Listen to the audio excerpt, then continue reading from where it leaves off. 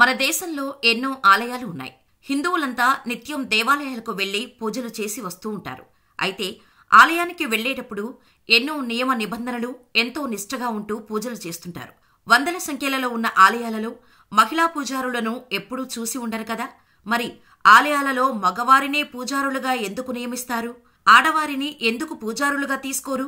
గర్భాలయాలలోకి ఎందుకు ఆడవారిని అనుమతించరు అనే విషయాలు తెలుసుకుందాం. సృష్టికి మూలం ఆడవారే. వారు లేకుండా జీవి పుట్టుక ఉండదు. అందుకోసం ఆడవారిలో ప్రత్యేక వ్యవస్థే ఉంటుంది. అందువల్లే వారు రజస్వల అయినప్పటి నుంచి గర్భాశయం నుంచి ఒక్కో అండం విడుదలవ్వటం మొదలవుతుంది. ఇది ప్రతి నెలా జరిగే సహజ ప్రక్రియ. దీన్ని కొన్ని ప్రదేశాలలో ముట్టు అని, మరికొన్ని ప్రదేశాలలో బైస్టు అని, ఇక మనకి అర్థమయ్యే భాషలో చెప్పాలంటే పీరియడ్స్ అని అంటారు. పీరియడ్స్ అయిన వారు మైలపడతారని హిందూ సంప్రదాయం ప్రకారం చెబుతుంటారు. అందుకే ఆ 3 రోజులు వారిని వేరుగా పెడతారు. ఇది అనాచారం అయినప్పటికీ ఇప్పటికీ అదే సంప్రదాయాన్ని పాటిస్తుంటారు. అయితే పీరియడ్స్ ఎప్పుడు వస్తాయనేది ఖచ్చితంగా చెప్పలేం. దీని కారణంగా స్త్రీలను ఆలయంలో పూజారులుగా నియమించరు. ఆ రోజుల్లో కనుక స్త్రీలు పూజలు చేస్తే దైవదోషమవుతుంది. పైగా ఆ తర్వాత మళ్లీ ఎన్నో శుద్ధ ప్రక్రియలు చేయాల్సి ఉంటుంది. నిత్యం దేవాలయంలో పూజలు చేసే పూజారులు దీప ధూప నైవేద్యాలను తప్పనిసరిగా చేయాల్సి ఉంటుంది.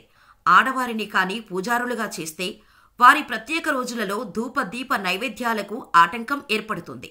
అందుకే ఆలయాలలో పూజారులుగా మగవారు మాత్రమే ఉంటారు. దేవాలయాన్ని శుభ్రపరచడం కోసం కూడా పురుషుల్ని మాత్రమే నియమిస్తారు. అయితే ఆలయ ఈవోలుగా మాత్రం ఆడవారిని నియమిస్తూ ఉంటారు. ఆడవారికి ఉండే నెలసరి సమస్యలు, ఇతర కారణాలతో అర్చకత్వం వైపు వారిని సమాజం అడుగు వేయనివ్వలేదు.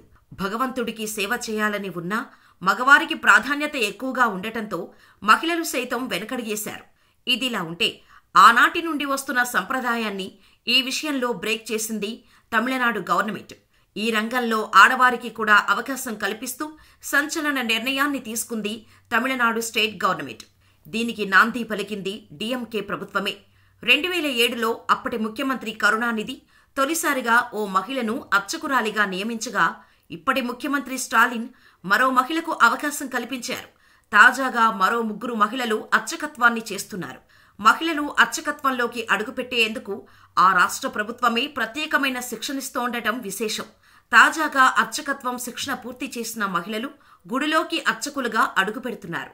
మహిళలు విమానం నడిపినా, అంతరిక్షానికి వెళ్లొచ్చినా వారు ప్రవేశించలేని ప్రదేశంగా ఆలయ గర్భగుడి ఉంది. ఇకపై ఆ పరిస్థితి మారనుంది అని తమిళనాడు సీఎం స్టాలిన్ చేసిన పోస్ట్ వైరల్గా కూడా మారింది. ఇదిలా ఉండగా తమిళనాడు తీసుకున్న నిర్ణయంపై సనాతనవాదులు ఫైర్ అవుతున్నారు. హిందుత్వానికి వ్యతిరేకులు అయిన డీఎంకే ప్రభుత్వం హిందూ మతాన్ని కించపరచడానికే ఇటువంటి చర్యలకు పాల్పడుతున్నారంటూ చాలా మంది నిరసనలకు కూడా దిగారు. అయితే ఈ నిరసనలకు, ఆందోళనకు వెనక్కి తగ్గకుండా తన పని తాను చేసుకుని వెళ్లిపోతున్నారు నేతలు. అయితే ఈ మార్పు కోసం మన దేశంలోనే కాదు, ఇతర దేశాల్లో కూడా వస్తోంది. మాస్కోలోని ఓ దేవాలయంలో హిందూ మతానికి చెందిన ఓ వ్యక్తిని పాశ్చాత్య బ్రాహ్మణేతర మహిళా పూజారి ఆశీర్వదిస్తున్నారు. ఈ ఫోటోని సోషల్ మీడియాలో పోస్ట్ చేయగా వైరల్గా మారింది.